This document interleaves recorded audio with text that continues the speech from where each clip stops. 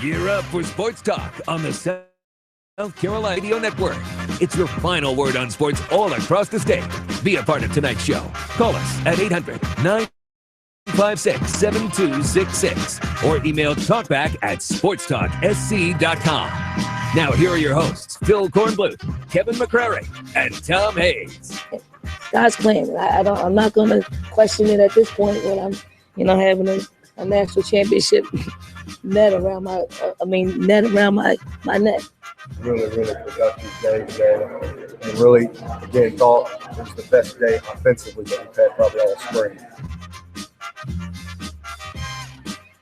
Good evening, everybody, and welcome back into Sports Talk South Carolina Radio Network on a Tuesday afternoon from the capital city. What a day it has been. You have not had as good a day as I have had today. I have been with royalty. I have been with a king and a queen today. You can't top it. Standing right next to the national champion coach, Dawn Staley. Touch the net that has only left her neck when she has slept. I guess it's too dangerous to sleep with a basketball net around your neck. You could strangle yourself. Other than that, and putting it around her mother's neck, it has not left her neck. And then over to the governor's mansion today, not for lunch or not for a pool party, something better. Do you get the roads problem solved? We get new roads? Well, we're getting on that. Okay. I talked to the governor about that. All right. I suggested he not raise gas taxes, and he agrees. Okay. So we're not. He says they got money. Oh. He says they got plenty of money. Oh. That's what he said. He said got Piled plenty up. of money. Okay. Plenty. You'll see. He says he got plenty of money. But Dale Earnhardt Jr. was there. And you know what? It's not nice to grovel. I don't grovel very well. I don't get on my hands and knees and beg for anything. Yes, you do. But I begged Junior. No, unblock you. Please unblock us. Yes. Please unblock. I said, Junior, I'll do anything. Please unblock us. And so he said he would again. Oh, I reminded him. You said him that last year too. Yeah, I had to remind him. He went through the concussion thing. Concussion, so probably he does some things got wiped out of his legitimate. So anyway, Dale Jr., it was NASCAR Day, Darlington Day over at the governor's mansion, an annual event, and Kerry Tharp was there and leading the way along with Marty Snyder from NBC Sports and a little Q&A with Dale Jr. Then Dale did a gaggle with the local media that went extremely well. So we'll bring that to you. Really good stuff with Dale talking about his first action on the track, first time he went out to test himself in a car since the concussion was at Darlington because he wanted to be tested by the toughest, and he chose Darlington. And he did it very secretively, too. Yeah. It's too tough to tame. That's right. I don't think he tamed it. He hadn't really tamed much of anything this season, though he felt like they better at Martinsville. They're 25th in points. So he'll talk about his season. He'll talk about where they're headed from here. We got that coming your way. Also, in just a little bit, South Carolina Athletics Director Ray Tanner is going to join us and talk about everything going on in the last couple of weeks with his basketball programs. A lot of excitement there. We'll get the latest from him on the preparation for celebration for the women. Clay Hendricks, Furman football coach in hour number 2. They have wrapped up spring practice, his first up at Furman. We'll bring that to you. And also Dabo Sweeney talking about the Tigers spring practice. It sounds like Zarek Cooper had a really good day in practice yesterday. The competition at quarterback for the Tigers continues, and even though they'll probably name a starter after spring ball, and likely will still be Kelly Bryant, the competition will continue on into the fall practice and probably into the early part of the season as well. On our website, SportsTalkSC.com, who will emerge as Clemson's starting quarterback, Bryant, Cooper, Israel, Johnson, or Bryce? Those are the competitors. 130 votes are in, and 46. I stand with Israel. Sorry, Donald. 46% are going with Hunter Johnson. 26% with Kelly Bryant. Cooper getting 7%. Israel getting 13% of the votes. A lot of people stand with Israel. And Chase Bryce, who's not on campus yet, but will be in the fall, getting about 6%. Man, Kelly Bryant, no love for Kelly Bryant. Everybody just thinks he's going to get to take some first team Hunter reps here Johnson in the is the proverbial 5-star. He's the proverbial 5-star. And I mean, from what I've read from folks who've seen him up there, he's got all the tools. All the tools. Got all the tools. He got the size. He's Deshaun got the arm. That's what people are going to be saying. Does he have the savvy? Can he pick it up quickly enough? Midway through Kent State, they're going to go, Deshaun who? Yeah. Don't remember that guy. So anyway, that's what we got for you tonight. If you want to jump in quickly with a comment or question, 800-956-7266 is our phone number. We'll have recruiting for you as well coming up a little bit later on tonight. We've got baseball, South Carolina Furman over at the Founders Park tonight at 7 o'clock, and Clemson playing at Georgia tonight. The Tigers staying in the Peach State after winning a series at Georgia Tech. And, of course, the national championship is now done. So I wonder when the NCAA finally gets around to it, I wonder which of the 3 national championships Roy has won at North Carolina that they will have to forfeit. How many of them and which ones in particular? I imagine they'll let this one go since, it's a few years after the investigation began, and certainly North Carolina is no longer cheating with academics like they were, but the other 2 certainly have to be in question. I think all 3 in question because you dragged it out. Anything beyond that? How about the reception, the NCAA commissioner, the president got last night by the fans when he was introduced to present the trophy? That's another reason to be mad at North Carolina. Better be polite. Same way Goodell was received when he. I think the commissioner who gets the worst reception by fans at that sort of thing is Gary Bettman of the NHL. Yes, he is despised. By those fans. I don't know anything about hockey, but when I'm watching that's kind of the thing in hockey that they always boo their referees before the game. That's just what this guy gets. He gets brutalized by the fans. All right, let's see. A couple of quick things to pass along. 800-9. Well, I tell you what, let's go ahead and jump to calls while we have them lining up because Ray Tanner's coming up here after the break.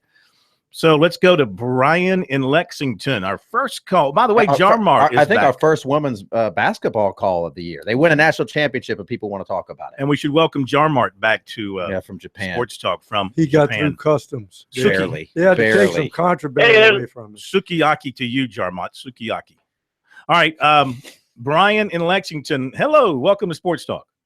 Hey, K-Mac, there's a lot of women's basketball fans in Columbia. Just go to the CLA any night they're playing. I've been there. I've seen it. They just don't normally call the show. That's what I was saying. I don't think we've had many women's basketball calls this season, if any. I hear you.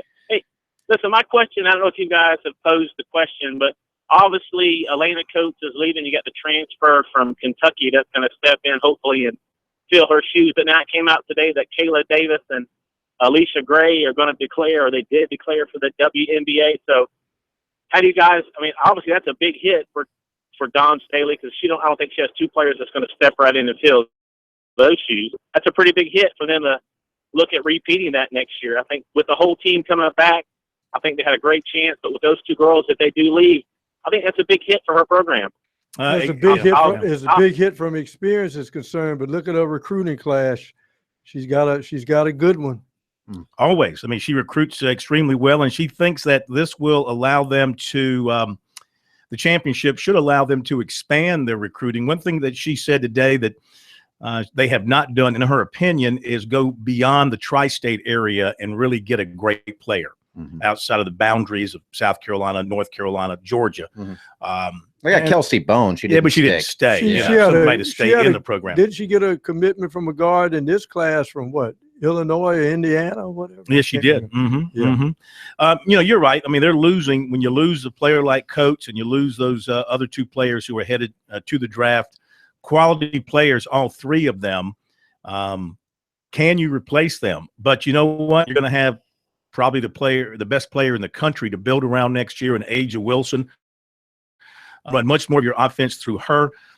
Some of these young players are only going to get better. Tyasha Harris, who played so well in the postseason, will certainly be the starting point guard. You can run a lot more through her. She's only going to get better. Herbert Harrigan will give you some size inside as well. So I wouldn't fret it. I think they're going to have talents. And they're going to be well coached. You lost your whole backcourt last year, and you won it this year after losing your backcourt. Absolutely. All right, thanks for your phone call. We got Ray Tanner coming up in a moment.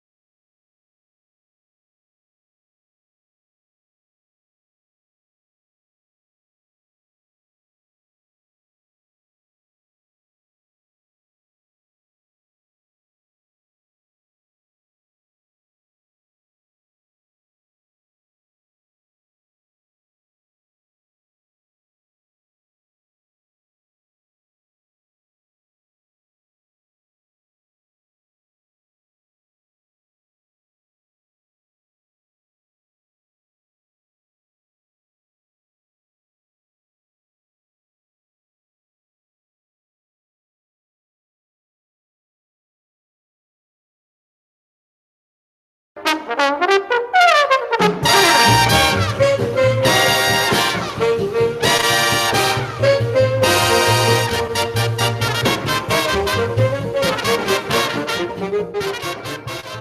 back, Sports Talk, South Carolina Radio from downtown Columbia. Good to have you with us. Thank you for tuning over to us. And we're glad that you are here. Busy show for you. Dawn Staley coming up in a little bit. Phil Kornblut, Kevin McCrary, Professor Tom Hayes all together. We welcome into a Sports Talk USC Athletics Director Ray Tanner, who still smiling from ear to ear. I saw him on television. He was smiling after watching the Gamecocks cut down the nets and the graffiti falling all around and the players dancing. And Ray, you've been there as a coach, as a national champion twice, but as an athletics director, especially on that kind of a big stage, what was it like for you? Was it different in your current setting compared to when you were a coach? Well, all I know is it's always great to be in that position, and it was exciting. And being down on the floor after the game and getting a chance to visit with the coaches and the players, it's just a very, very special time. You start playing, early in the fall, and you go through a season. You get a chance to play at the end of the year, and then you get to play in the last game and you win it. It's just so gratifying. I will tell you this, Phil.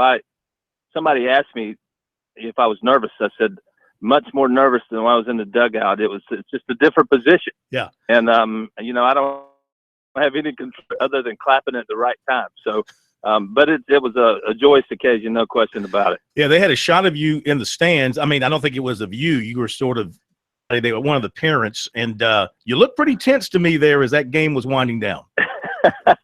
Well, I'm certainly not an authority on basketball, but you always know that they're going to make a run. The other team's going to make a run. You're going to have your run. They're going to have theirs. And we were pretty solid, and then Mississippi State made a run at us. So it was, as a fan, you wanted to stop. You want the defense to stop, or you want a timeout, or you want something. But yeah, I stayed a little bit nervous until the very end. So it was seasoned by Coach Staley and her staff and her players, and being able to overcome the loss of the Atlanta coach and one of the better players in America, and to make adjustments and continue to win. Yeah. Has the university decided how it's going to do its celebration? Are you piggybacking with the city parade on Sunday or doing something different? Well, there was some collaboration today with Coach Staley, and I think that what's going to happen with the parade at 3 o'clock, and then, we'll end up at the Capitol, and there'll be a lot of different people speaking, and that may be the occasion. I can't say 100% for sure, but I think that will be our celebration for the national championship. Coach Staley's awfully busy right now. It's also a recruiting time. So, and the players have things to do and get ready for exams. So I think Sunday will be the ceremony, but I wasn't in the meeting this afternoon. So if something else comes out, then I'm unaware at this point. All right. That's a good problem to have. What was it like for you with the men going on over in Phoenix and doing their thing, and what a run they had, and then you've got the ladies over in Dallas? How did you manage to shuttle back and forth and be where you needed to be for both teams? It was a rush. It was exciting. We started playing tournaments in early March, and now it's early April. And just yesterday, I was kind of like, where did the last month go? Because it seemed like I was on the go with all the different tournaments, and the women played in Greenville, and the men were in Nashville, and then the men got a chance to go to Greenville. Coach Staley was at home. Then we go to New York, and then go to Stockton, and then we come back. We go to Phoenix. I go from Phoenix to Dallas, Dallas back to Phoenix, Phoenix back to Dallas.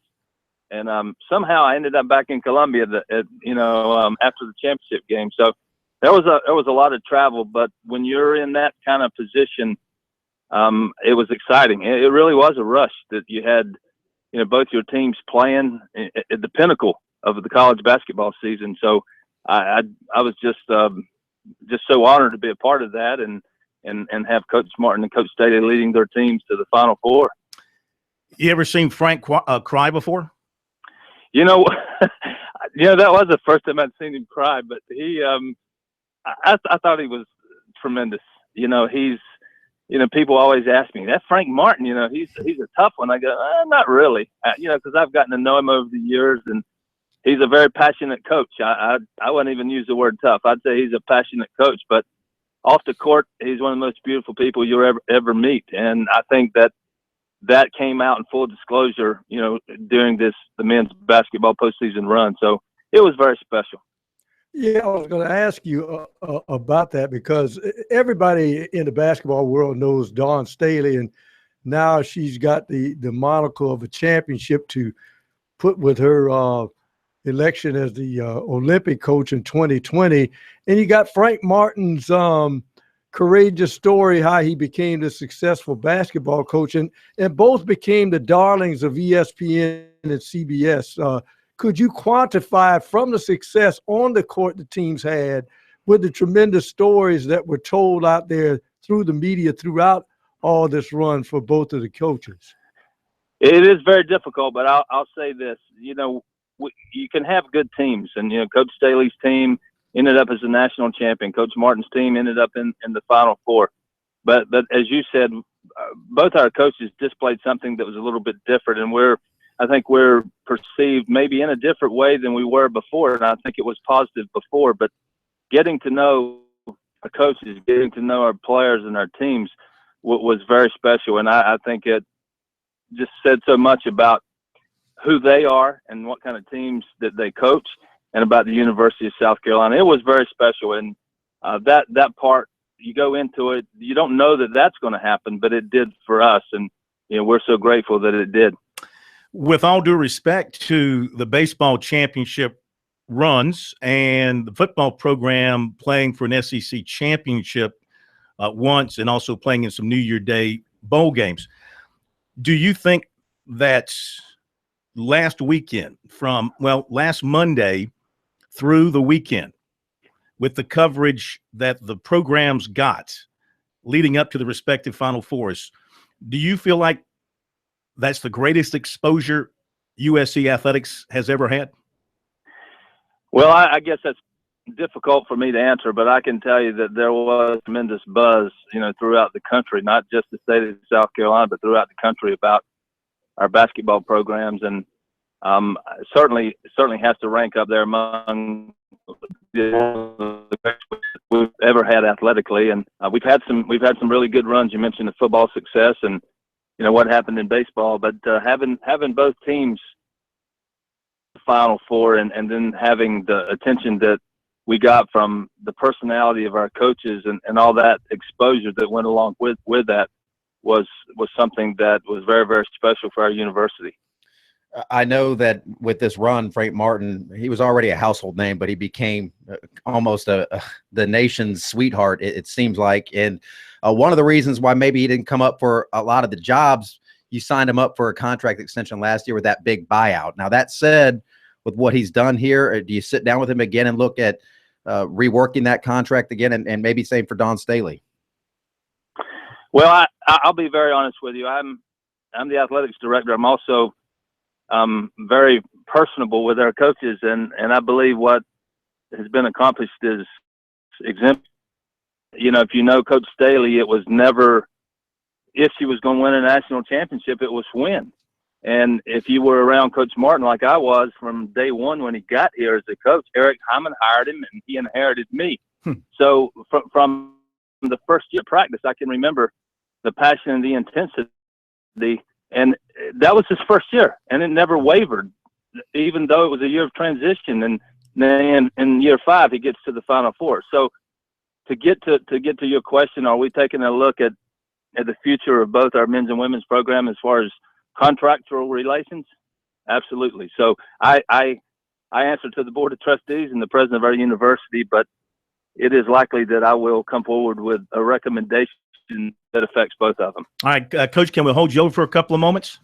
Okay. Good. Thank you. Talking with Ray Tanner, USC Athletics Director. Great time to be the Athletics Director at South Carolina, except, you got to spend a lot of money on bonuses and things like that for getting to the Final Four, but I think he's happy to spend that kind of money on his coaches. It's somebody else's money, so go ahead and spend it anyway. We'll talk a little bit more with the Gamecock AD in just a moment here on Sports Talk.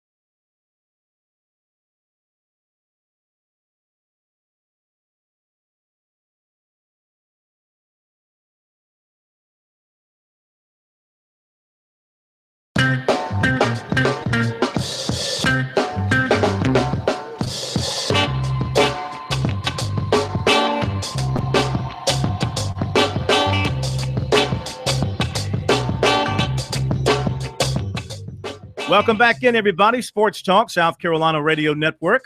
Good to have you with us. Visiting with USC Athletics Director Ray Tanner for a few more minutes. The Gamecocks flying high after a great week of basketball with the Final Four and men's and women's and winning the national championship. I tell you what, I was over there today with Coach Staley, and the trophy case over there on the women's side about ready for expansion again.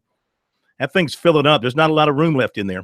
I tell you, we were having those conversations today and talking about the success of our programs. And if you think about the run that Coach Staley has had with 4 regular season titles in a row, 3 tournament titles in a row in the Southeastern Conference is very, very special. And look at where the program was, half a dozen years ago or when she first got here. So, successful run that she has had as our coach. Absolutely. Question for you now. I was listening to, was it Lundquist or somebody? I can't remember if it was when you guys were in New York but they said that they were referring to South Carolina as South Carolina and said that was how they were told to refer to South Carolina. You had South Carolina playing, you had North Carolina playing, you had Southern Cal playing, and they were referring to South Carolina as South Carolina, not USC or Carolina. And the announcer said that's what they were instructed to say in reference to South Carolina, that's what the school wanted. Did I understand them correctly? Did you guys request that they identify you strictly as South Carolina or not S period Carolina or anything like that? I can't, honestly, Phil, I can't tell you that I was a part of any of that. So I don't know that happened or didn't happen. It may very well could have, but I wasn't involved in that process whatsoever. How would you guys like to be referred to nationally by the media? I mean, your fans refer to you here in the state as USC. Southern Cal fans primarily refer to their team as SC. I mean, does it matter to you, that kind of national identification now, if you are aspiring to be a national brand?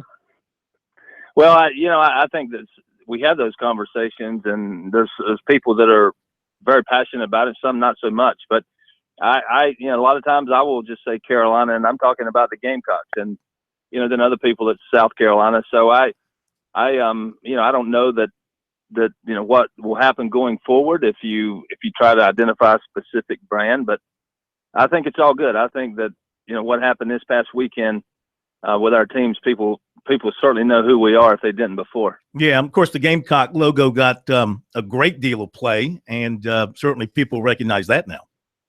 Absolutely. In football, there was a story last week, footballschedules.com, and said that South Carolina's added Coastal Carolina and Chattanooga to future schedules, with Coastal coming on to open the season in 2018, and Chattanooga also coming on in 2018, joining Marshall. Is that something you can confirm, that those schools have actually been added to the 18 schedule?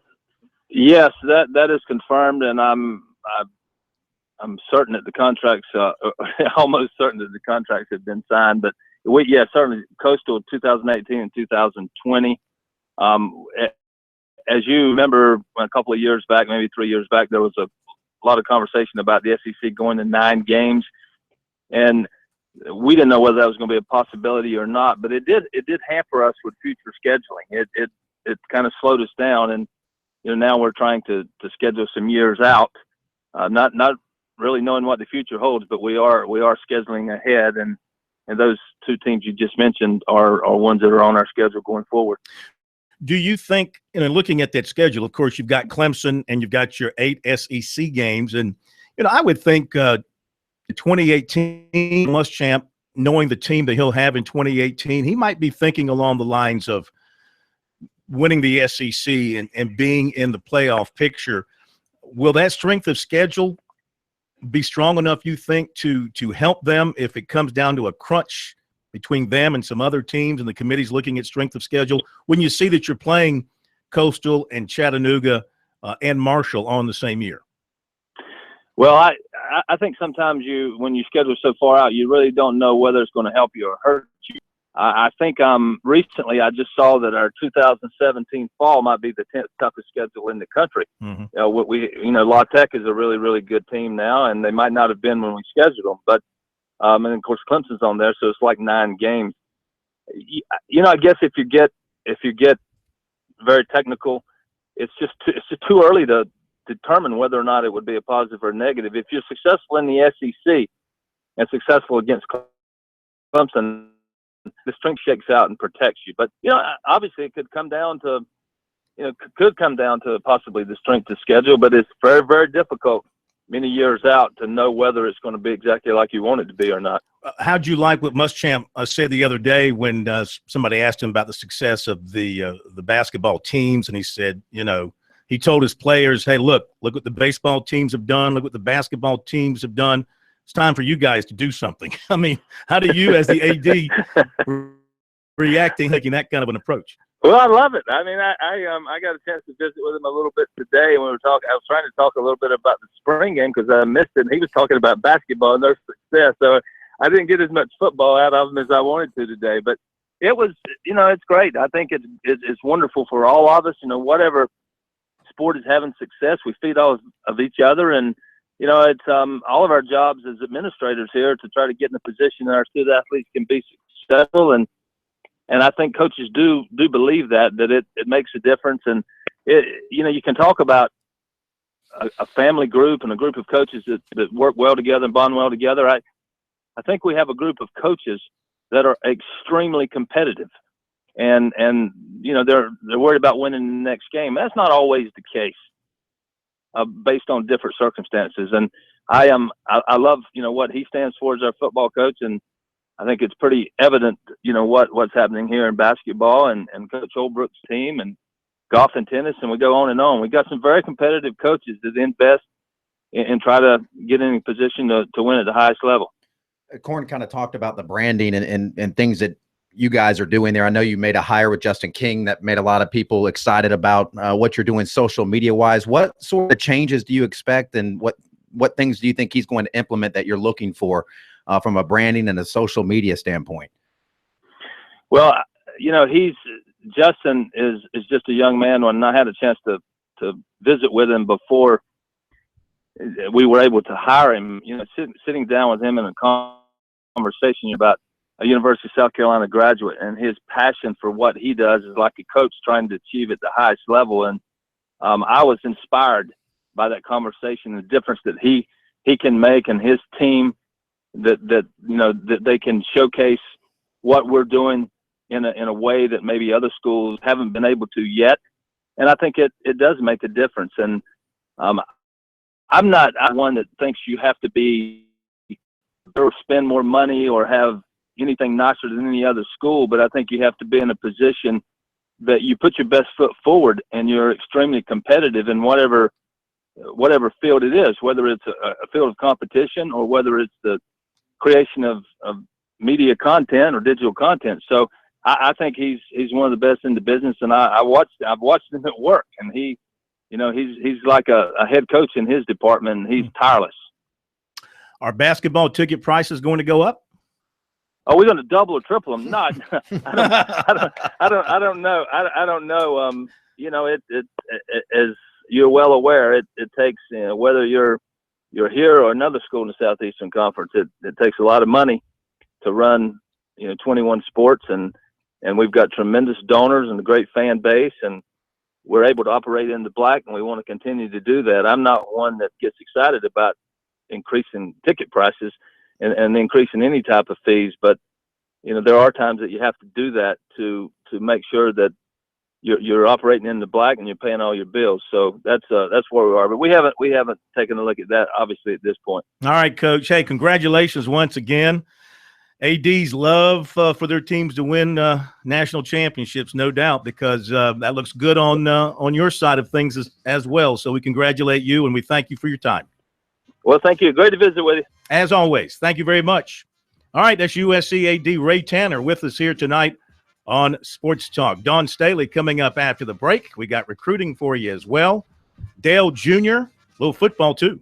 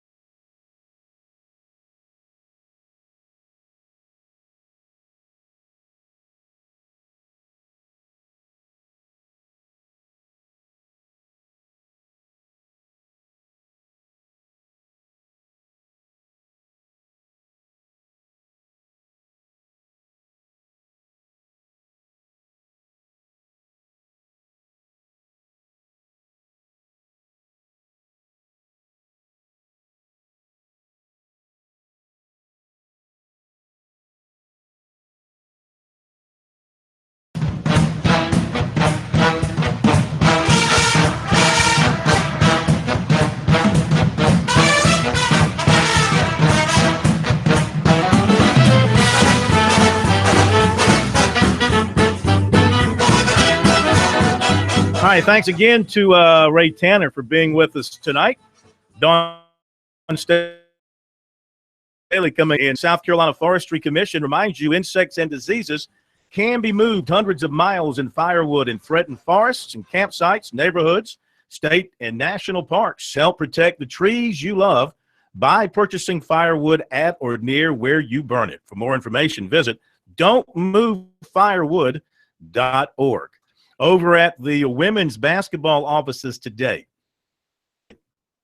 appeared for the first time since returning to Columbia with their team with the national championship, and the net still around her neck. And she talked about what it feels like a few days removed from winning it all.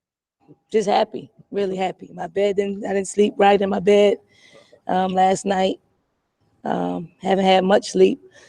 But it's a wonderful thing that's shared amongst, all of my former players, former coaches, colleagues, former teammates.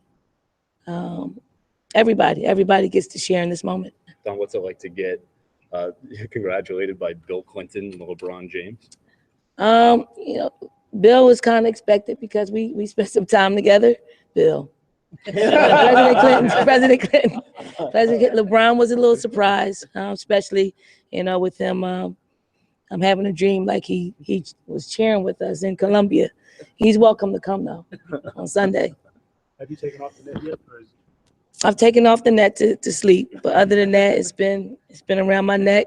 I just visited my mother and I put it around her neck. So we're all going to share in this moment. So it's part of your permanent wardrobe going forward? It's new. Asia's got her pearl necklace. I got my netless. Have you decided who gets a little piece of the net moving forward? I haven't. I'm going to discuss that with Carolyn because she picked a pretty good one in me to return her piece of the net. No, it really hasn't. This is kind of, this is what I do naturally. I don't, look to make an impact. I look to make sure the game is approached the right way, is played the right way, and it's seen the right way. And, when you do that, that speaks volumes. Not had a problem recruiting great players here, but what can this do for future recruiting? How can this impact that? Well, I think it allows you to recruit nationally. Although, we've had, really good success locally. We really haven't had that one powerhouse recruit that's been, maybe in Texas or California. And so we're looking to break into that market, and it puts you in an exclusive club, knowing that you've done it in a way you haven't really recruited outside of, this tri-state area. But we're gonna recruit the kids that want to be here, the ones that believe in what we're doing, and they have success here. Don, I know you're savoring this moment. At any time since you left Dallas, has there been a moment where you thought about just going to take the repeat? We're going to approach it the same way. I don't think you look at it, any differently. We will play South Carolina basketball. We will be disciplined. We'll work hard on both sides of the ball. We got, players who believe in our vision. And, when you have that combination, it'll take you far, because I don't think people really believe that we could win with the personnel that we had and the adversity that we withstood. Don't think people thought we would be standing where we're standing. Alicia and Kayla are going to go pro. Yeah. Have they talked to you about it? And how do you feel they about are their going. decisions? They have entered the draft, the WNBA draft. They both have, aspirations to play pro. We're happy that we gave them a platform to raise their stock in the draft, and they felt like this is probably the best time for them to go. Obviously, it's bittersweet. We felt like we had a really good thing, and we could, do some things next year. But it's God's plan. It's God's plan, and I'm not going to question it at this point when I'm, having a national championship net around my neck. How does that change the dynamic next year's team? It's different. You lose two incredible people in your backcourt that have experience, that helped us win a national championship.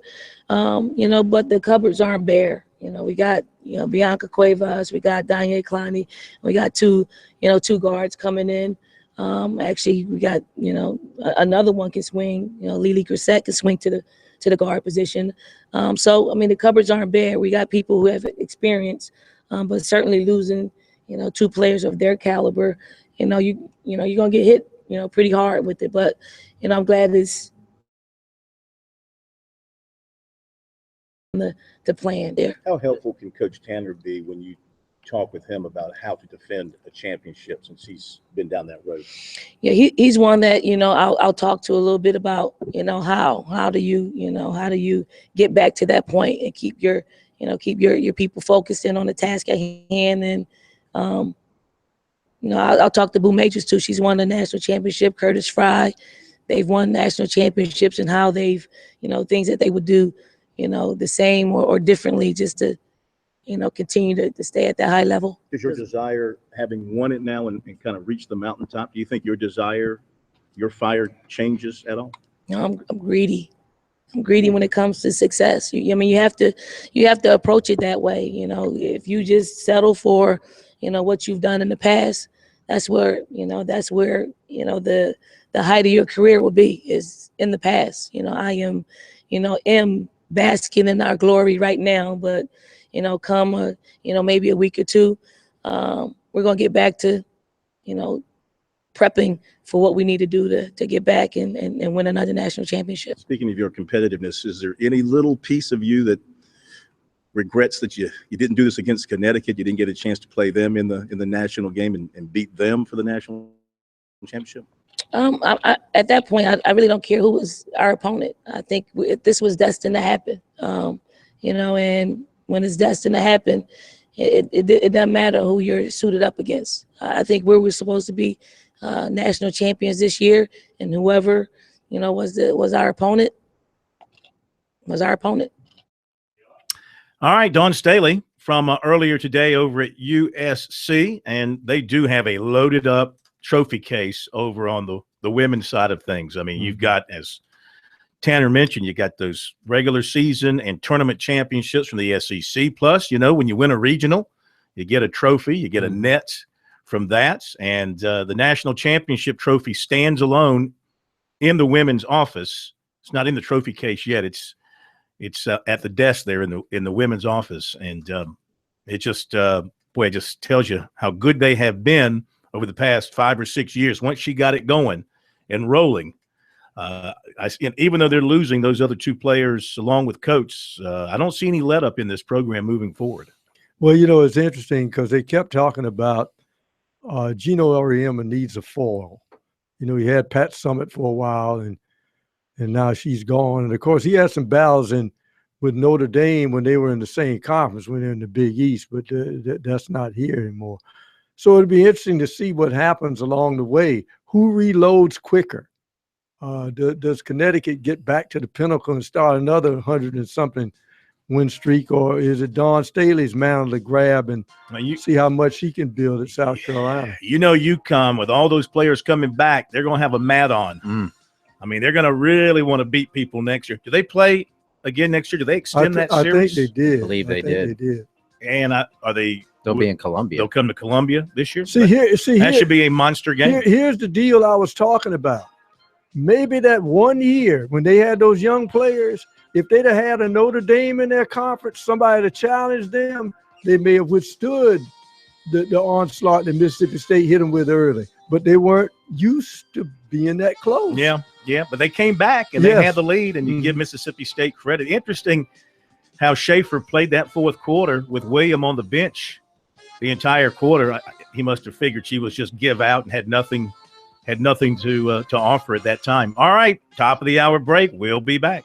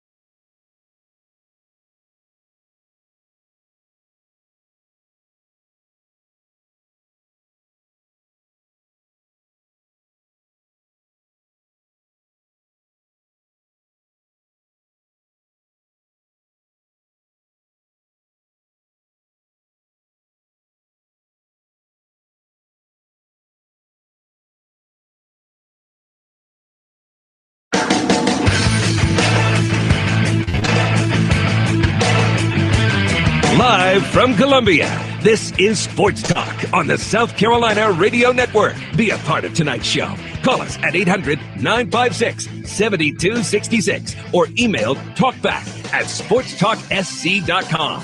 Now, here are your hosts for Sports Talk, Phil Kornbluth, Kevin McCrary, and Tom Hayes. All right, welcome back in South Carolina Radio Network. Been a crazy night. A lot of great stuff so far. We continue to bring you the great stuff. USC and Furman just underway over at Founders Park. Clemson and Georgia getting underway over at Georgia. Keep you up to date on those games as we move on through the second hour of the show. But you know what? Let's talk some football. Got Dabo Swinney coming up for you in a little bit as he talks about their workout from last night. Right now, though, we welcome into a Sports Talk first-year coach at Furman who just went through his first spring practice as the head coach with the Paladins, Clay Hendricks, joining us here on Sports Talk. Coach, good evening. How are you? I'm doing well, Phil. How are you? Man, we're doing great. We appreciate you being with us. I know you guys just wrapped up your spring practice over the weekend, and I want to get your thoughts about your first spring and how things went and how far along you brought the team in your first spring. Well, I thought we had a really productive spring. We finished up last Thursday, and I don't know. I think we made a lot of progress from where we began, and still certainly have a ways to go. But our kids been pretty receptive to what we've tried to do offensively and defensively, and as we try to build our own little culture, they responded well. We were really productive, and came out of it pretty healthy, which was always a concern. And but there's that fine line between getting your work done yet be smart, as you work. Did you is your approach to spring to be physical and allow a lot of hitting? Or are you more concerned about coming out of it from a health standpoint in good shape, but also getting in a fundamental teaching type stuff? Well, I think you can do both. We have a lot of contact. I think really where I've kind of learned to try to limit is just how many times you actually tackle. I think you can have a lot of contact. Trying to reduce some of the problems you have. It's just when you start moving people to the ground, and the NCAA limits the number of times you can do that anyways. I don't think we probably used what actually was allotted. We had, if we were in our 3 helmet only days, we were in pads. Mm-hmm. And so, we did our inside drill stuff and did good the entire spring. And, certainly where we are, we have to be physical, and, we try to certainly put an emphasis on running the ball. And, there's not more than a way to do that. And just trying to get a little better at blocking and tackling. So we had a lot of physical contact. We did. Yeah. We did just try to limit the times we tackled. Quarterback situation coming out of the spring, is it pretty much Blazejowski who's going to be the guy, or do you still have some competition awaiting in the fall? Well, you know what? I've been really impressed, PJ. He was a really good worker in our off-season stuff.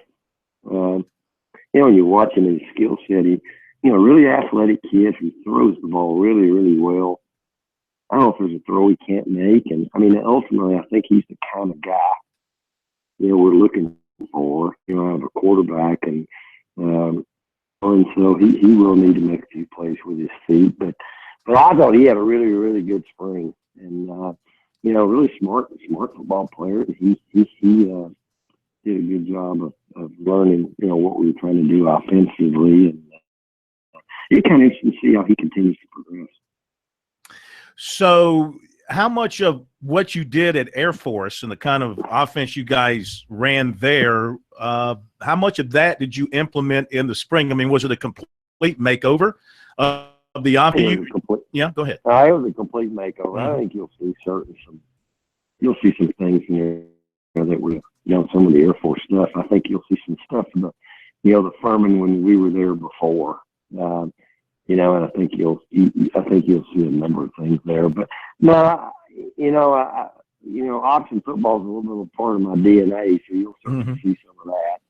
I particularly would rather, if I want to go recruit quarterbacks and receivers and tailbacks, and I'm not looking for a running back to be a quarterback, and we certainly want a guy. We want to be a great guy.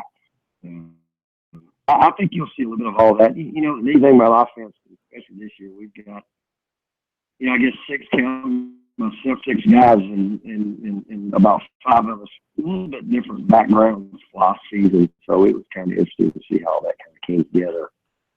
It was really starting from scratch. And how did it feel for you to be in charge, to be your first spring where, you're not answering to somebody else, everybody's answering to you? Yeah, I kind of learned that, you learn some things you like about being the boss, and there's some things that aren't quite so fun about being the boss. Yeah. That was interesting. And, I kind of learned to worry about stuff that matters and don't worry, and worry about stuff that really, really matters. And, I still spend a good bit of my time on the offensive side of the ball, and that's what I've done for 32 years. And I hired a young guy to coach the offensive line that had played for me at the Air Force Academy. And, he and I kind of probably spent more time down there than I even thought I might.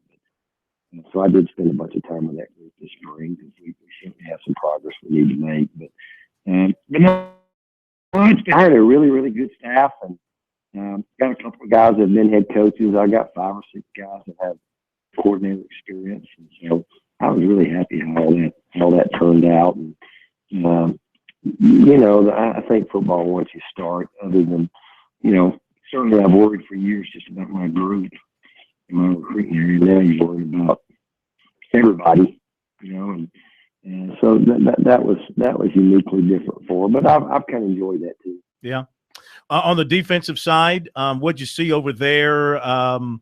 What major changes did you guys make philosophically speaking on the defensive side? Yeah. Well, we hired Chad Staggs, who I know all you guys are familiar with. Mm-hmm. Southern did a phenomenal job down there. And, Chad and I laughed, Coach Jimmy Satterfield hired Chad and gave him his first job, I guess, down at Lexington High School. And Coach Satterfield hired me here when I was 24 years old. And, so we had some background similarities, but he's come in here and done a great job. We've transitioned from really a 4-man front to, we're basing out of the 3-4. Just trying to help us a little bit in recruiting, trying to be a little bit multiple. We had been 3-4, at Air Force when I was there, and I played against it and practiced against it a bunch, and I liked some of the multiple things we could do out of it. Plus, it was a little bit easier to find. I think it'll be easier to find another linebacker body than another defensive lineman. But we've kind of transitioned and installed that. The kids have handled it pretty well. We're really thin in a lot of spots. So I think the challenge has just been trying to develop a little bit of depth, really everywhere. Well, you got Wofford to open things up in September. It's going to be here before you know it. And I guess now you got a chance maybe to get your life organized and maybe get a little vacation in before you start looking ahead to your first full season. Yeah, I saw that first game, and I guess somebody thought that was kind of funny there to start with. But been one of the better teams. They've been one of the better teams I know in the Southern Conference, and certainly going over there, that'll be a big challenge. Got a number of kids coming back, and Coach Harris, I have great respect for him and staff. And so that'll be a great measuring stick for us, right off the bat. But it's also a good Saturday to point towards. I think being able to keep our kids focused. So that'll be good, and it has been good. I'm hoping to finally get moved here completely. I think here in about 2 weeks we'll get completely moved from Colorado. And it's certainly been great to be back in South Carolina, the upstate, and just be in the South in general. We loved our time in Colorado, but it really has been fun to be back. Well, we thank you as always and enjoy the time off. We'll see you soon and be talking more football. Thank you, Coach. Sounds great. Thank you, Phil. Thank you, sir. Good talking to you. Clay Hendricks, first-year coach at Furman, wrapping up his spring practice and looking forward to giving it a go, beginning with Wofford in September. Back in a moment.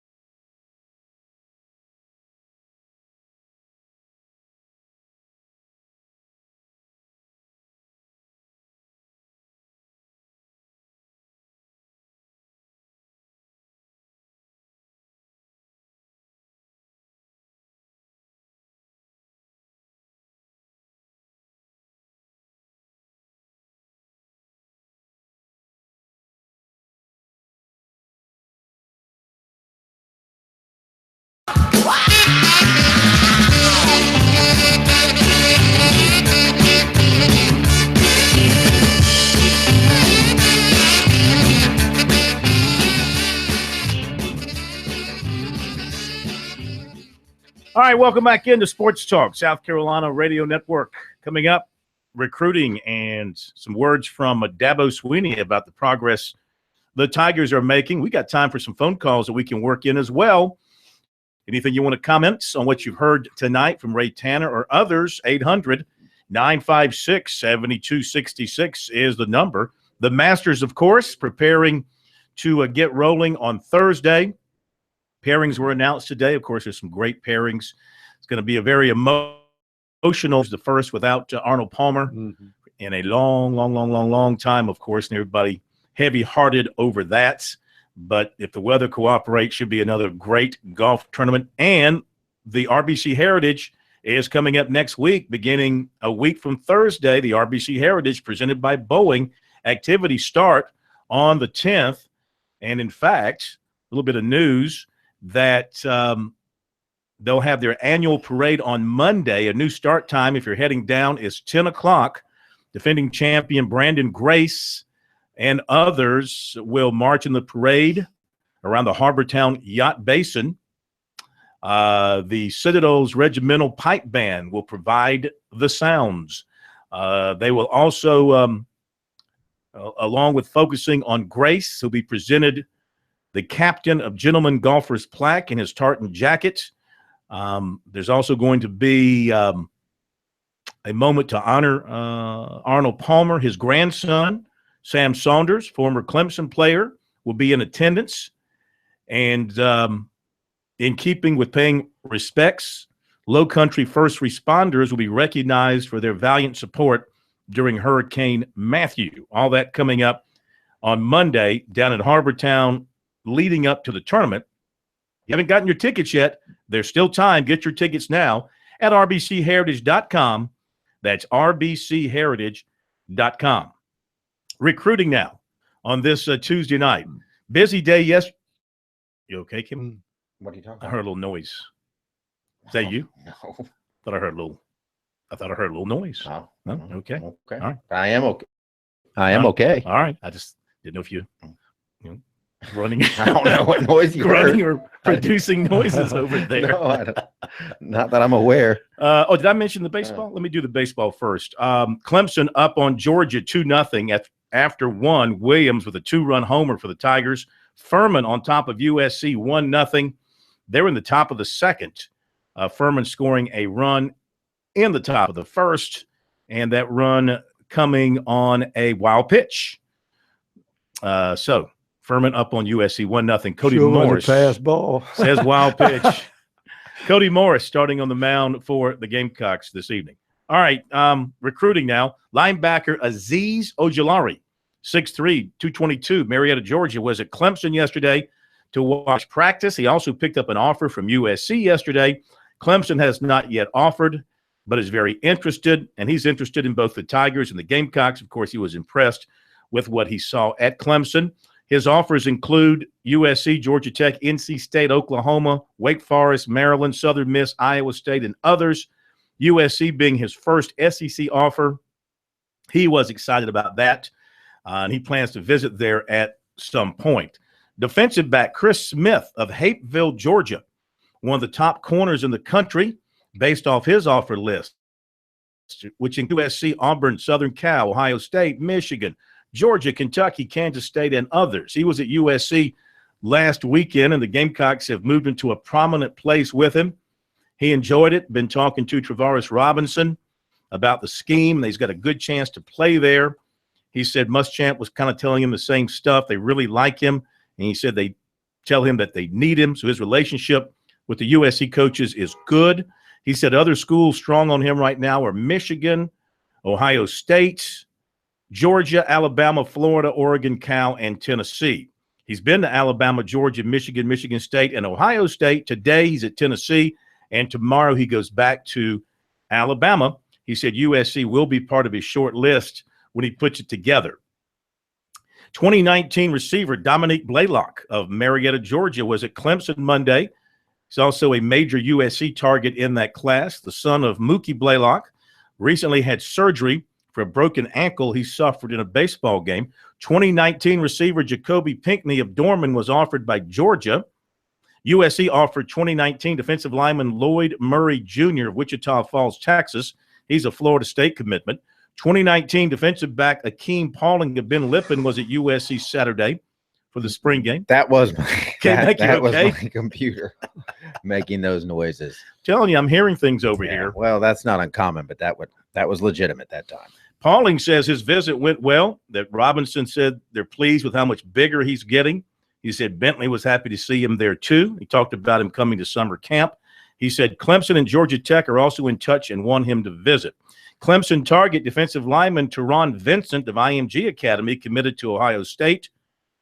And defensive back Elijah Rogers of Blacksburg, an Indiana commitment, was offered by Georgia Tech. And give me a second ago, Xavier Thomas note. Everybody gets excited about Xavier Thomas notes. And he says, a little update on my recruitment coming later on this week, K-Mac, so stay tuned. Can't wait. What game is he playing in? Is that what he's going to announce? I don't know. Now, I think he's away in the I'm not sure which one he committed to. Under Armour. No, it says U.S. Army All-American, so that's probably the one he's going to play in. But he is saying a little update on his recruitment coming later on this week. He'll be at Clemson on Saturday for the spring game. How does Dabo Swinney feel the Tigers are coming along this spring? They practiced yesterday, and he met with the media late yesterday, so we didn't get him on the air last night. Here's a little snippet of Dabo talking about the progress of the offense. You know, we've had a good spring. Today was the day that I thought the offense kind of won the day. Some good on all phases. But went live with the quarterbacks again today. We picked 2 days to do that this spring, and that'll be it for the spring as far as taking them live. But it was a really, really productive day today, and really, again, thought it was the best day offensively that we've had probably all spring. Really pleased with plays that were made outside. Ray had a big day. Deion had a nice play. Travion had 2 great catches. Cornell, TJ Chase, Overton had a couple of nice plays. Really, all of the tight ends, backs ran well. You know, so pleased with what they did up front, and then the quarterbacks. Well, I tell you, we've got some elite guys, and it's fun to watch them compete. They've kind of all, I think, settled in a little bit here, and it is game on. Really, just great competition at that position, and all of them really played. It's probably the most consistent day we've had at quarterback, as far as all of them making some big plays. All of them. Zarek had a couple of touchdowns. Hunter made some big plays. Kelly was tremendous again, especially some of the plays he made in some critical situations. Tucker made some nice plays, and they're just all competing. You know, and I love to see that. Good, healthy competition, and all of them just being ready when their numbers called. So, defensively, you know, had some good things out there. Marcus Edmond had a big interception. A little trap continues to kind of catch my eye from time to time. You just got to be consistent. But just overall, did not finish like we're capable of defensively today. But they've had a great spring. This is really kind of the first day that I can really walk off the field and say, wow, okay, the offense kind of won the day. There's been some close competition at times. Defensively, they've been very, very consistent all spring long. And but today, just you know, too many big plays and couldn't quite get off the field like we needed to consistently. All right, Dabo Swinney, feeling like the quarterback's taking a step forward here late in spring practice. Zarek Cooper in particular looking good. I saw where our buddy David Hood wrote the other day after being out in practice for the limited amount of time that they allowed them to watch. He was raving about the defense, raving about the defense. Feels like it could be even better than what it was last year. Ooh. Yeah, I mean, even though they're going to have to replace some guys in the secondary, they got a ton of talent back there. And Fields has been dealing with some injuries, and get him healthy. That'll be a bonus at corner. Back in a moment.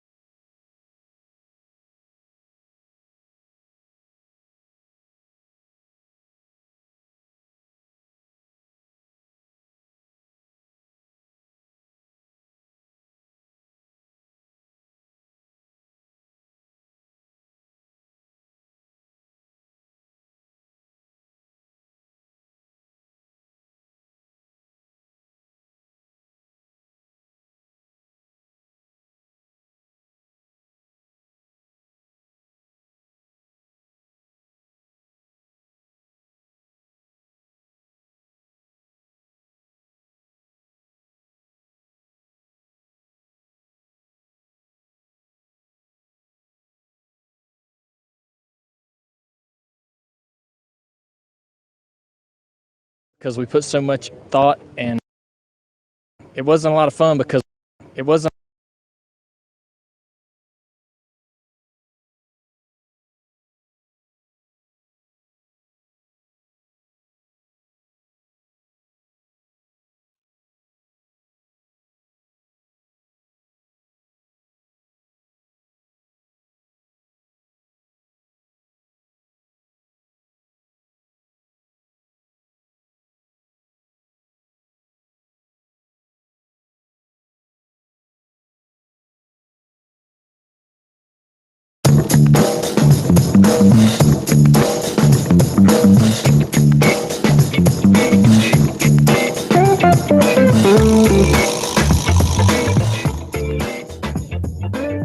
All right, let me update the baseball scoring for you. Clemson's still up on Georgia 2-0.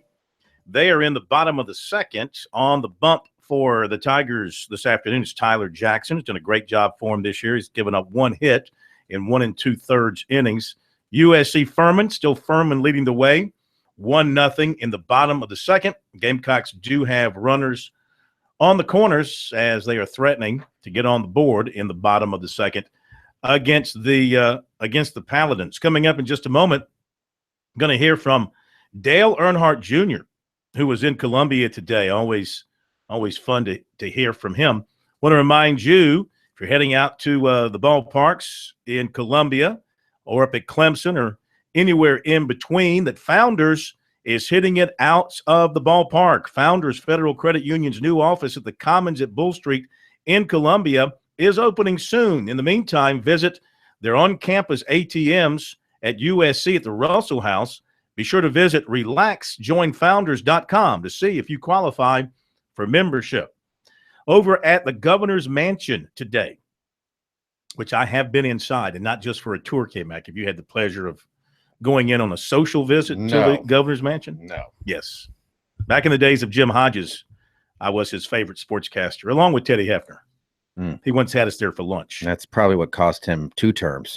It was a delicious lunch. It's one of those lunches where they give you a menu of what you're having for the lunch. I mean, you're not at a restaurant, you're at a private mansion, but they give you a menu to tell you what Did the governor order for you corn? He did. Yeah. And it was all South Carolina grown. All South Carolina grown food, I can promise you that. Oh, okay. Yeah, felt good going down. Anyway, today Dale Earnhardt Jr. was there. It was NASCAR Day, Darlington Day, to help promote the Bojangles Southern 500 Labor Day weekend, South Carolina. We had a chance with others to get very close to our good friend Dale Jr. Of course, it's been a comeback year for him, coming back from concussion. The first place he went to test himself out earlier this year or late last year was Darlington to see if he could still do it. It wasn't a lot of fun because we put so much thought and effort into our throwback idea, the car we want to run, the scheme I was really excited about, and to have to really kind of hand the car over for someone else to drive hurt a little bit. Definitely, I love we had the Gray Ghost race car. That was our tribute to a car Buddy Baker drove in the Daytona 500 in 1980, and I just, I hated not being in the car. And, I missed Darlington. I missed the opportunity to race there. It's a fun racetrack. I did get a little taste of it this winter in December, but certainly look forward to going back there for the race. Now, that test in December, did you specifically pick Darlington because if you could pass the test there, right, so to speak, you could be ready anywhere? I agree. We picked Darlington because of how challenging it is mentally as well as physically. Obviously, a lot of the issues that I had or boxes that I wanted to check from the concussion, they would have to do with the mental aspect of the sport as well as the physical aspect. And that track would be the one that would test me the most. So I thought if we could clear there and I felt comfortable and could run good laps and felt good about what was happening, that we wouldn't have a problem or issue anywhere. I don't know what a higher compliment it is to your dad and also to Darlington to link those two, saying that Darlington is the intimidator. Yeah, I never really thought about it till earlier today. Somebody asked me why Dad liked it so much, and I just think that, looking at the track and him, they really were similar. If there is a track that intimidated drivers, it was certainly Darlington. So, and Dad was certainly the intimidator out on the track himself. I think the track and my father definitely were very similar. Yeah, you probably get this at every stop you go to, but how are you feeling? Any symptoms, any lingering symptoms from last year? Yeah, of course not. We couldn't be out on the track if we had anything hanging on. I wouldn't want to be out there. I wouldn't. I would be forthcoming and transparent with my doctors if we needed to work on anything. I've felt great for many, many months now, and I'm happy about that. And we've been through a handful of races now and haven't had any issues whatsoever. You're 25th in points at this stage. I mean, it's early, but do you think Martinsville, you showed some signs of maybe kind of getting back to where you normally are? Absolutely. I was thrilled with the speed the car had, but we lost some points in our quest to kind of get back into the playoff positions. We need to try to work to get into that top 16, but if we can get a win, we write ourselves invitation right then and there. So we feel like we can show up and win any week. We do understand that our cars haven't been that great in the first several weeks. There were some glaring issues at Fontana with how we compared to the other teams that we think are good in the sport. The 42 car, we were definitely missing something compared to those guys. But I was at the shop all day today, and those, we're grinding, trying to figure out where that speed is and what we don't have that they do. Martinsville being a short track, it's nothing like Fontana, obviously, nothing like Texas. It felt great to run there, but it's not a sign that, we got it figured out. I want to, if we go to Texas and run well, a couple of mile and a half and run well, then I'll feel a little more confident about what we got going on through the summer. Will you keep looking at points now because of where you are? I mean, you're going to have to be kind of horse racing it for the next 15, 20 weeks? We just got to maximize every opportunity each week. I'm looking at points, but I'm running as hard as I can to get every point I can. You got to try to seize opportunities in those stages to get points in the first two stages. That'll definitely get you climb back up in there. If you can, if you can even win a stage or two in the next couple of weeks, that make a big difference to get us back into it. I just like to get back in the top 20 before the summer gets here. We got to be close to that. If we're not in the top 16, we better be close by the time June gets here, because June, July, and August will go by pretty fast, and we'll be in the playoffs before you know it. Is there a sense of panic at all at the shop when you were there today, or is it very calm and methodical to try to get back to what you need? Yep, it's not panic at all. Like me and Greg are concerned, being 25th in points. That's not a comfortable position to be in, but we're trying not to panic just yet. But yeah, everybody's just grinding. Everybody's just working along, getting cars ready. A lot of confidence. I think this past weekend, even though we finished terribly, the guys are like, okay, if we go to Martinsville and don't run good, that's a real big problem, because we always ran good there.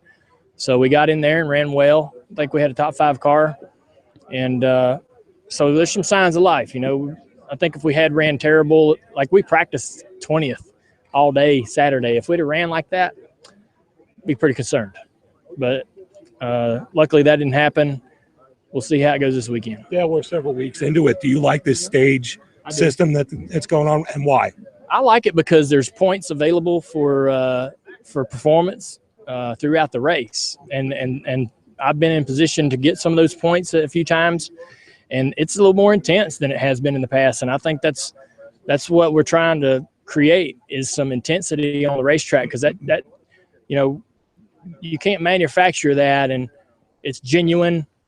And when the fans see that, they feed off of that. So that when the drivers are getting nervous and anxiety's rising up, and things are starting to happen at the end of those stages where guys are, you saw what happened with Stenhouse trying to get his lap back, and we got spun out of a position to get a few points with a few laps to go. I mean, that's dramatic and exciting. Even being on the raw end of that deal, it's creating content that the fans are going to like, and so I'm all for it. I thought it would be good and want it to be good, and I believe it is a good change.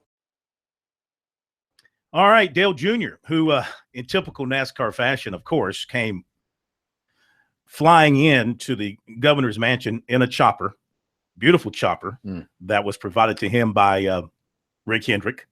They came around the mansion in downtown Columbia, did like a circle around, and then landed in a yard next to the mansion. Hopped out, came on over with Kerry Tharp. Kerry drove up. He didn't fly in with Dale. That's just, what's NASCAR without a lot of noise? And that thing was like a turbocharged chopper, and it was swirling the bushes and the flowers around, making a ton of noise. Felt like NASCAR. And we had two cars on the lot as well. We had one of his race cars, and we had the pace car from Darlington as well. Good stuff.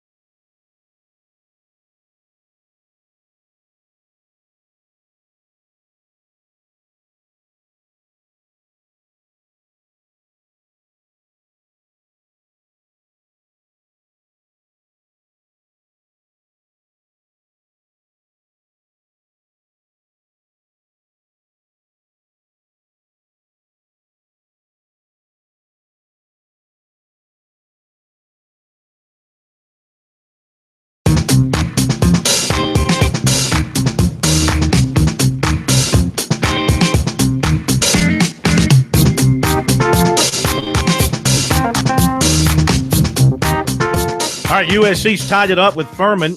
They're in the bottom of the third, and it's 1-1. The Gamecocks scoring their run in the second. RBI single by L.T. Tolbert to offset the run that Furman scored in the top of the first on a wild pitch. And so USC and Furman are now 1-1 in the bottom of the third inning. Back to your we're two in just a moment. You can hit a home run with Founders Federal Credit Union. It's now open in Clemson. Founders Clemson location is located on Old Greenville Highway. Also, be sure to check out their 4 on-campus ATMs. Visit RelaxJoinFounders.com to see if you qualify for membership. And Clemson's still leading at Georgia 2-0, and they're in the bottom of the third inning in Athens. All right, to the phones we get back to. Have we been to the phones tonight? I can't remember. We took a few calls. Yes. We did take calls? Yes.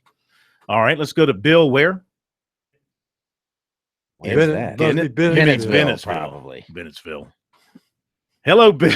Dennisville. Hello, Bill. How are you? Bill in Bennettsville. Yes, sir. Yes, sir. How you doing? Good, thanks. I was driving earlier, and it caught the middle of your conversation with Ray Tanner regarding this whole brand of the athletic program. Yeah. And I found it interesting because I've kind of been involved in it pretty much my whole life, and I've always been curious as to why, at least in my opinion, we seem to not be able to settle in and be consistent with the brand of who we are. And by that, I mean, I see South Carolina, and then I see Carolina. And I know other schools, even at North Carolina, you'll see North Carolina on some stuff, Carolina and the other. But I think in this day and age, obviously winning solves everything, but it's so important that we consistently brand ourselves, because I just recently had a friend gave me a baseball cap, it's got SC on it, which I love. So, but I found it interesting that Mr. Tanner didn't know if anybody had instructed those guys or not, because of the athletic director, you would think he had some say into it. But I really think we're at a point that they really should, and I don't know who the new guy is with the social media, if he's more strong at generating greater awareness, or if he's going to really actually blending the actual product of our sports program. Because Bill, when you look at it, you know this as an announcer, when you verbally say South Carolina Gamecocks, that's a mouthful, and visually it's really cluttered. So you would think, and I'd hope that they'll really settle in and really get a brand going that they can stay consistent with as they go forward with the programs themselves. And that was the only thing I really wanted to comment on, because like I said, I've been involved in it a good deal of my life, and it really is important, I think, because it has to be consistent. It has to be easy to catch someone's eye, and it's got to be able to where you can basically remember it over and over again as well, too. So I just wonder what your thoughts were on it. If you could make a decision, what direction would you guys go? Well, I have several thoughts. Let me ask you this. Did you hear the announcer say what I heard him say? Did you hear that during one of the broadcasts? That they had been instructed, sure. They had gotten, basically had been told that to refer to them as South Carolina. I know I heard that. I don't think I'm making it up. Did you hear it, K-Mac? During one of the broadcasts? Not that I recall. Yeah. So I don't think I was dreaming that. I have several thoughts on that, and thank you for calling. Why would they do that, though, Phil? Why would they instruct them to say that or use that? Well, I don't know who they is. I don't know if that came from the production crew, from I can't remember if it was CBS, TBS, who was doing the game. If it came from, look, schools can demand of the media to refer to their athletic programs the way they want them to. UNC Charlotte, for example, they sent out memos to the media years ago to just refer to them as Charlotte. That's how they want to be officially referred to all across the board. There's schools who have done that. UAB, UCF. People kept calling Central Florida UCF. And that's the way that's the way they wanted to be referred to. And I guess they adjusted everything along those lines. Now, you bring up a very good point, and it raises several thoughts in my mind, all kind of circling around in my head. The first thing you got to do is you've got to indoctrinate your people to refer to your athletic programs in a certain way. For example, I heard Frank Martin during one of the press conferences, I think during the tournament, refer to Southern Cal as USC. You can't do that if you're South Carolina and you want to be referred to as USC. You're just feeding into the national narrative about how Southern Cal is recognized by the national media. The problem is that when it comes to South Carolina, a lot of your longtime broadcasters and journalists are graduates of North Carolina journalism school, Southern Cal journalism school. They refer to those schools by their favorite name, which is Carolina if you're North Carolina, or USC if it's Southern Cal. Of course, from what I'm told, the people out there primarily refer to Southern Cal as SC. SC, yeah. They don't say, you never hear you out there. Yeah. So, but I agree with you. There needs to be, well, here's the thing that struck me in our conversation with Ray. It didn't seem like it was an important thing to him. Maybe I caught him off guard. Maybe I misunderstood him. It just didn't seem like it was something that's an important issue with them, at this particular time. And part of the problem with South Carolina in the branding part of it is that over the years, they've changed logos, they've changed uniform looks, they've changed clothing partners. I guess they don't feel like they want to be like an Alabama or a Penn State or a Clemson and have, one set of look. They want to be able to mix and match their colors. So they were ahead of the curve then, because now Oregon and a bunch of schools just change, and except those colors, they jump out at you. Those Oregon colors, the Nike uniforms they have out there. So it's a tough question to answer. And how do you go about it? I mean, the only thing you can do as an athletic department is first determine within yourself how you want to be identified, and then insist that the media cooperates. Mm-hmm. With ESPN being your biggest national media partner, you should go to them and say, look, when you do our games, we want to be referred to as USC, or we want to be referred to as Carolina, mm-hmm. or we want to be referred to as South Carolina, whatever they think gives them the best national identity. South Carolina should have had a big head start on people because it's an older school, much older than Southern Cal.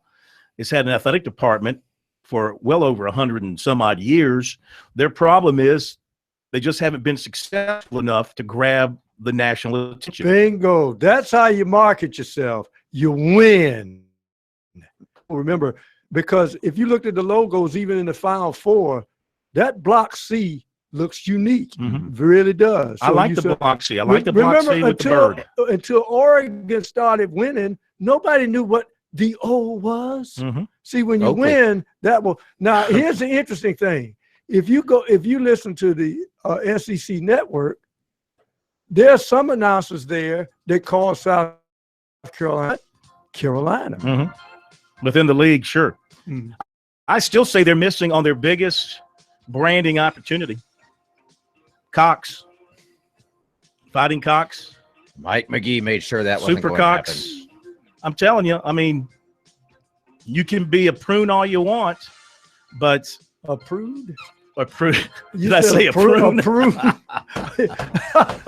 I need some prunes. No, I'm serious. I mean, that's the one thing you got in your name that you got over everybody else. Gamecocks or Cox. I think the fans would respond to, go Cox is part of their, part of their slogan. And Spurs up. I don't know why they don't do more of that. Anyway, thank you very much for the phone call. Thanks for being with us tonight. Have yourselves a great night. We'll see you tomorrow.